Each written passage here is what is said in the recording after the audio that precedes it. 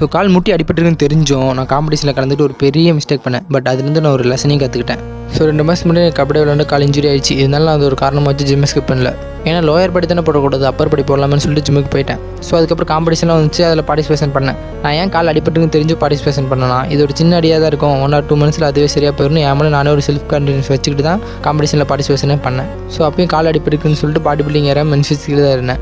அதில் டிஸ்ட்ரிக்ட்டில் 7th ப்ரைஸும் ஸ்டேட்டில் 5th ப்ரைஸும் வாங்கினேன். ஸோ அதுக்கப்புறம் கால் லைட்டாக வலி இருந்துச்சு. ஸோ என்னன்னு சொல்லி எம்ஆர்ஐ ஸ்கேன் எடுத்தப்பட்டா ஏசிஎல் இன்ஜுரின்னு சொன்னாங்க. ஸோ ஏசிஎல்னா என்னென்னா ஆன்டீரியர் குரூஷியேட் லிகமெண்ட். ஸோ இது நம்ம 2 எலும்புக்கு நடுவில் இருக்க ஒரு ஜவ்வு தான். ஸோ இதில் நல்ல விஷயம் என்னென்னா, எனக்கு இது ஃபுல்லாக கிளியில, பாதிக்கு பாதி தான் கிழிஞ்சிருக்கு. இருந்தாலும் ரொம்ப சேஃபாக இருக்குன்னு சொல்லிட்டாங்க. அதனால் நான் ஜிம்முக்கு போகிறத ஸ்டாப் பண்ணிட்டேன். ஸோ எனக்கு இப்போ என்ன தோணுதுன்னா, அச்சோ எனக்கு ஏசிஎல் இன்ஜுரி ஆயிடுச்சு, என்னால் இனிமேல் ஜிம்முக்கு போக முடியாது, என்னோட கோலை அச்சீவ் பண்ண முடியாது, என்னால் எதுவுமே பண்ண முடியாதுன்னு தோண ஆரம்பிச்சிச்சு. ஸோ அப்போ தான் ஒரு விஷயத்தை புரிஞ்சுக்கிட்டேன். நமக்கு ஒரு ப்ராப்ளம் இருக்குன்னா அதை நம்ம பெருசாக நினைக்கும் போது நம்மளால் எதுவுமே பண்ண முடியாதுன்னு தோணும். அதையே ஒரு சின்ன விஷயமே நினைக்கும் போது இதெல்லாம் ஒரு பிரச்சனையாக பார்த்துக்கலாம் அப்படின்னு தோணும். இது ஒருத்தர் அழகாக சொல்லியிருப்பாரு, கேளுங்க. கஷ்டம்ங்கிறது ஒரு சின்ன கல்லு மாதிரிங்க. அத கண்ணு கிட்ட வச்சு பார்த்தோம்னா அது உலகத்தையே மறைச்சிடும். கொஞ்சம் தண்ணி பிடிச்சு பார்த்தோம்னா அது என்னங்கிறது நமக்கு நல்லா புரியும். அதை தூக்கி காலு கீழே எரிஞ்சிட்டோம்னா அப்படி ஒன்று இருக்கிறதா நம்ம நினைக்கவே போறது.